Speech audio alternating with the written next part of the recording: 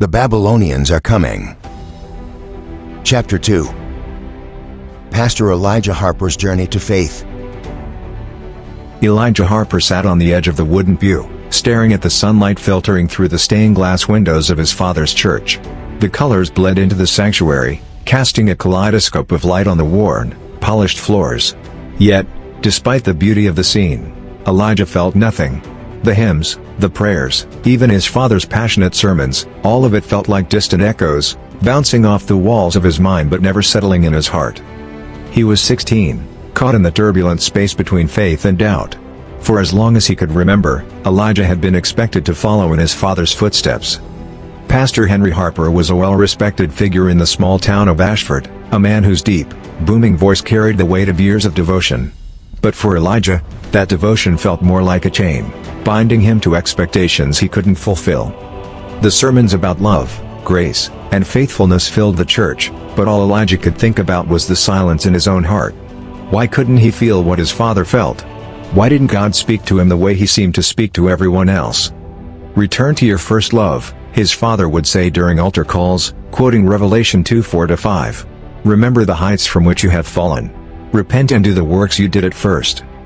But what if I never loved him in the first place? Elijah wondered. That question haunted him. Even as a child, while other kids in Sunday school memorized Bible verses with eager enthusiasm, Elijah had always felt out of place. He went through the motions, repeating the words, attending the services, but his heart had never been truly there. He didn't feel the passion his father preached about, nor the conviction his mother embodied in her quiet strength. For Elijah, it all felt like a performance, something he had to do because it was expected. As a teenager, Elijah's distance from the church only grew. He watched as his friends made plans for their futures, some preparing for college, others leaving town to travel or work. They all seemed so sure of themselves, so ready to step into the world. But Elijah?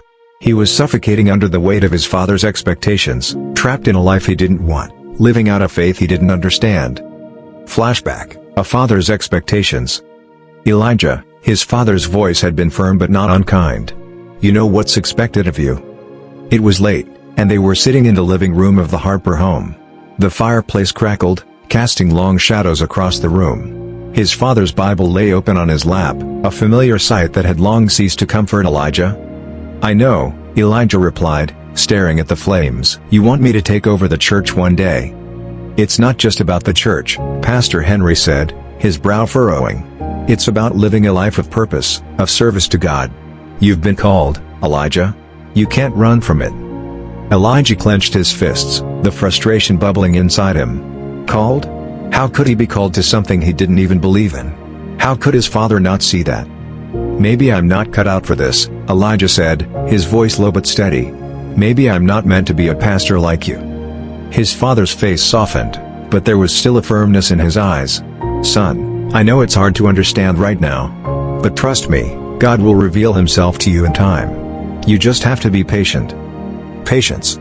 It was always the same advice, the same reassurance. But Elijah wasn't sure he wanted to wait anymore. He wanted answers, real, tangible answers, not vague promises of revelation. He wanted to find his own path, away from the shadows of the pulpit, away from the suffocating expectations. Teenage rebellion. By the time Elijah turned 18, he had all but turned his back on the church. The sermons that once lulled him into passive disinterest now filled him with a quiet rage. He couldn't stand the hypocrisy he saw around him, the people who came to church on Sundays, smiling and nodding, but who lived the rest of the week as if God didn't exist. Elijah didn't want to be part of that charade.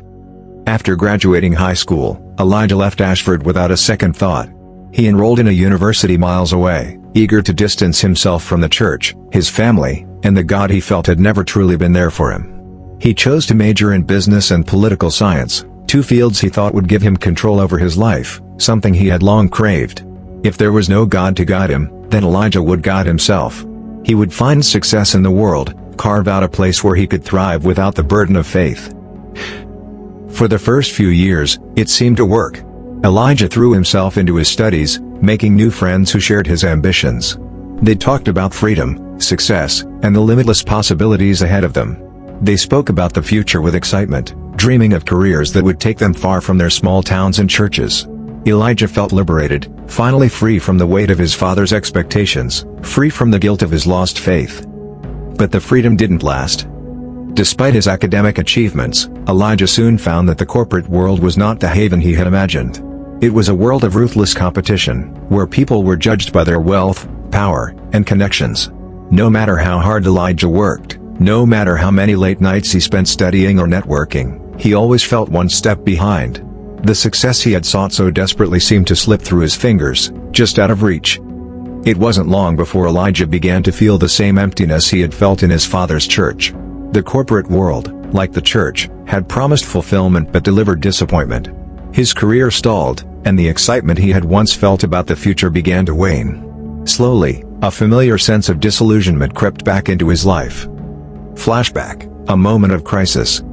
Elijah sat in the dimly lit apartment he could barely afford, the weight of failure pressing down on him. His business ventures had fallen through, his political aspirations dashed. The friends he had made in university had all moved on, some to lucrative careers, others to families and lives he no longer recognized. Elijah, on the other hand, was stuck, adrift in a sea of disappointment. It had been months since he had spoken to his father, longer still since he had attended a church service. The Bible his mother had given him as a graduation gift sat untouched on a shelf, collecting dust. Elijah stared at the bottle of whiskey on the table in front of him. He had never been much of a drinker, but tonight, it seemed like the only way to drown out the noise in his head, the noise of failure, of regret, of doubt. He poured himself a glass, staring at the amber liquid for a long time before taking a sip. It burned as it went down, but the warmth didn't comfort him. It only added to the hollowness inside. He leaned back in his chair, staring at the ceiling. Is this it? He wondered. Is this all there is? In the quiet, a memory came to him, one he hadn't thought of in years. It was of his mother, kneeling beside his bed when he was a child, her hands clasped in prayer. She had whispered the same prayer every night, asking God to guide him, to protect him, to help him find his way. Guide him, help him find his way. The words echoed in his mind, and for the first time in years, Elijah felt something stir inside him. Not anger. Not frustration. But a deep, aching sense of longing. Longing for something real. Something beyond the emptiness of the corporate world, beyond the hollow promises of success. He pushed the glass of whiskey away and stood, walking over to the bookshelf. His hand hovered over the dusty Bible. Slowly, he picked it up, feeling the familiar weight of it in his hands. He hadn't opened it in years, hadn't even thought about it. But now, as he flipped through the pages, he felt a strange sense of calm wash over him. His eyes landed on a verse he had memorized as a child but had long forgotten. Return to your first love. Consider how far you have fallen. Elijah stared at the words, his heart pounding in his chest. Return to your first love. Crisis and surrender. That night, Elijah fell to his knees beside his bed, just as his mother had done so many years before. He didn't know what to say. He didn't even know if he believed anymore. But in that moment of brokenness, all he could do was cry out. God, he whispered, his voice cracking. If you're real, if you're there, please, help me. I don't know what to do. I don't know where to go. The silence was deafening. For a long time, nothing happened. Elijah knelt there, tears streaming down his face, his heart aching with the weight of his doubts and failures. But then, in the stillness, he felt something. It wasn't a voice, not even a clear answer. But it was a presence, an overwhelming sense of peace, of being seen, of being known. It was in that moment that Elijah knew he couldn't run anymore. He had spent years trying to escape the God he thought had abandoned him, only to find himself right back where he started. The God he had tried to ignore, to push away, had never left him. He realized that all along, through the failures, the disappointments, and the emptiness, there had been a steady, quiet presence, waiting for him to return.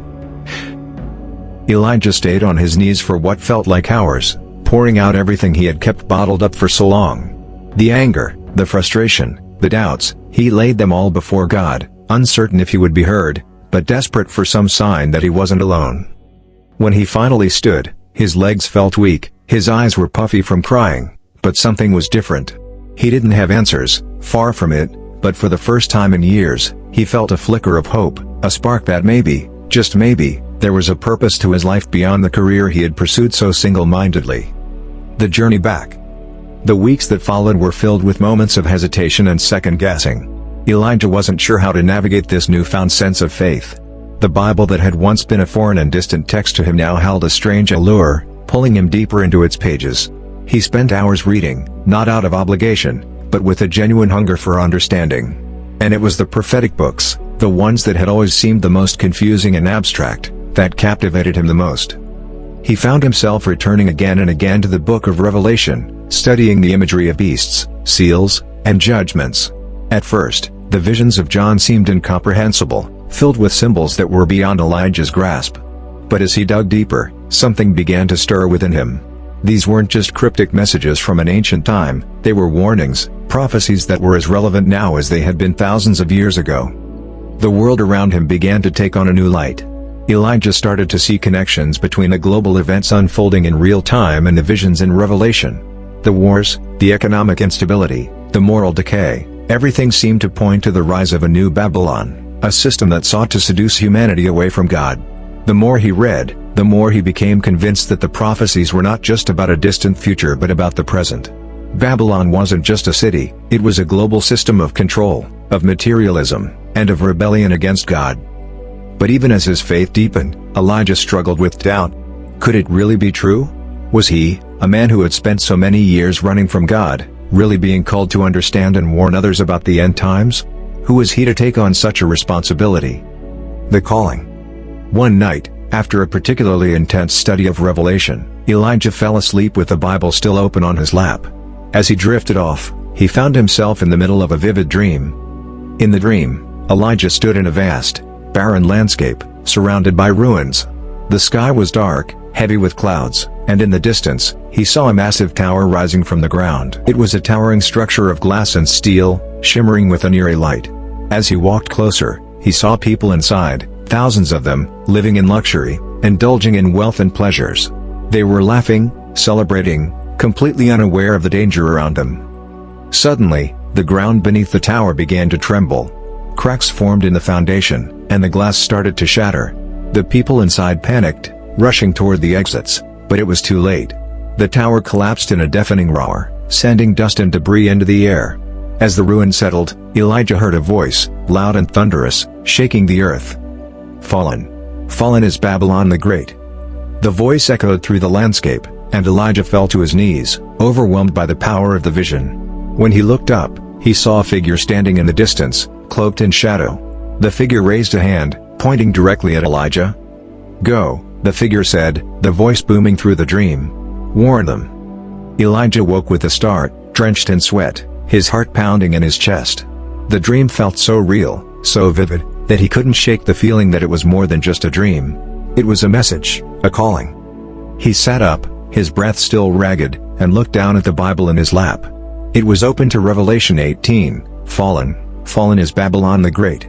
She has become a dwelling place for demons, a haunt for every unclean spirit."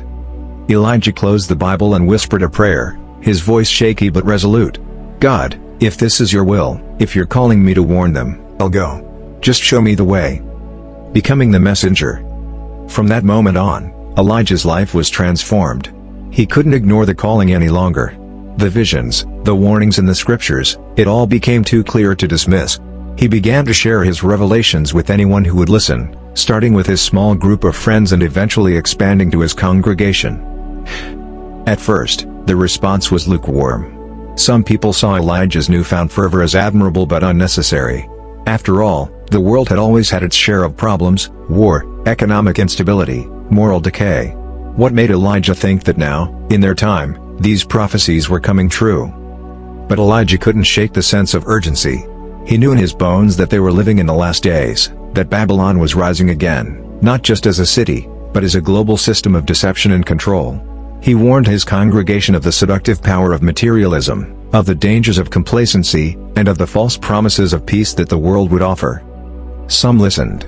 A small group began to gather around Elijah, drawn to his message and the intensity of his conviction. They saw the same signs he did, felt the same stirring in their spirits. But many others dismissed him as an alarmist, someone who had become too wrapped up in apocalyptic fantasies. They didn't want to believe that the world was on the brink of something so cataclysmic. Elijah understood their resistance. He had been there once, skeptical, doubtful, more concerned with the present than with any future prophecy. But now, he knew the truth, and he couldn't turn back. The mission. As Elijah continued to preach and warn about the rise of Babylon, he couldn't help but feel the weight of his responsibility growing heavier. The visions became more frequent, more intense, and with each one, he felt the clock ticking down. There wasn't much time left. Babylon's power was increasing, and soon the world would be plunged into chaos. But Elijah also knew that he couldn't do this alone. He needed to prepare his congregation, to equip them for the spiritual battle ahead. The seals were going to be broken, the judgments were coming, and only those who were vigilant, those who kept their eyes on God, would be able to withstand what was coming. He gathered his small group of believers and began to teach them about the prophecies in Revelation. Together, they studied the letters to the 7 churches, the breaking of the seals, and the rise of the beast. Elijah's mission was clear: to prepare the remnant for the coming tribulation, to help them see the truth behind Babylon's seductive lies. And as the world continued to spiral into chaos, Elijah knew that his message would only become more urgent. The rise of Babylon was inevitable, but so was its fall. Elijah's task was to stand firm in the face of opposition, to lead his people through the darkness, and to remind them that even in the midst of the tribulation, hope was not lost. Babylon might rise, but it would not stand forever. As chapter 2 comes to a close, we've journeyed with Elijah through the depths of doubt and the trials that shaped his unwavering faith. But the calm before the storm is fading, and the shadows of Babylon grow darker by the hour. Elijah's past may have prepared him, but nothing can fully brace him for what's coming. In chapter 3, everything changes. A new, charismatic figure emerges, a so-called savior offering peace and prosperity in the midst of global chaos. But something sinister lurks beneath the surface. Elijah begins to sense the deception, but will his faith alone be enough to stand against this rising darkness? The forces of Babylon are gathering, and the battle for the souls of men is about to escalate. Brace yourself for the next wave of prophecy, tension, and spiritual warfare. Don't miss chapter 3, where the true face of the enemy begins to reveal itself. The fight for survival has only just begun. Will Elijah see through the lies before it's too late? Turn the page and find out. There are exclusive perks for our subscribers. Subscribe to our channel today and unlock amazing benefits, including free audiobooks. Enjoy exclusive access to full-length audiobooks, including thrilling chapters from The Babylonians Are Coming and other titles from author Armstrong. Perfect for on-the-go inspiration and immersive storytelling. Be the first to hear about new book releases, sneak peeks, and behind-the-scenes content. Special giveaways. Subscribers have the chance to win signed copies of our books, exclusive merch, and more exciting rewards. Bonus content, access in-depth discussions, author interviews, and insights into the writing process that you won't find anywhere else. Don't miss out. Hit the subscribe button and join the exclusive community of readers today, and read to lead with O'Shazen's books.